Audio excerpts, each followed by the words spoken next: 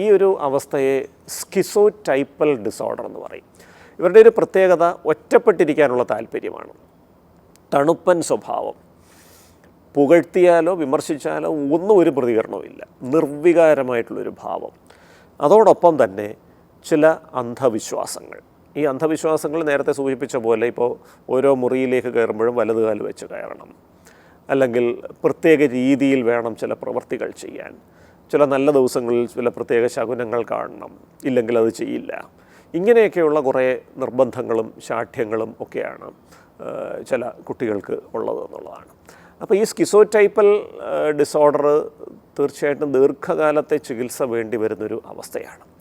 ഹ്രസ്വകാലത്തെ മരുന്ന് ചികിത്സകൾ വേണ്ടി വരും. കാരണം ഈ മനസ്സിലുള്ള ഈ അന്ധവിശ്വാസങ്ങളും ഈ ആവർത്തന സ്വഭാവമുള്ള ചില ചിന്തകളുമൊക്കെ മാറ്റാൻ മരുന്നുകൾ വേണ്ടി വരും. അതോടൊപ്പം തന്നെ ദീർഘകാലം നീണ്ടു നിൽക്കുന്ന ബിഹേവിയർ തെറാപ്പി, മനഃശാസ്ത്ര ചികിത്സകൾ, ഇത് രണ്ടും കൃത്യമായിട്ട് ഉപയോഗപ്പെടുത്തി കഴിഞ്ഞാൽ സാവധാനം ഇവരുടെ അവസ്ഥയിലൊരു മെച്ചം വരുന്നതായിട്ട് കാണുന്നു, ഒരു പുരോഗതി വരുന്നതായിട്ട് കാണുന്നു.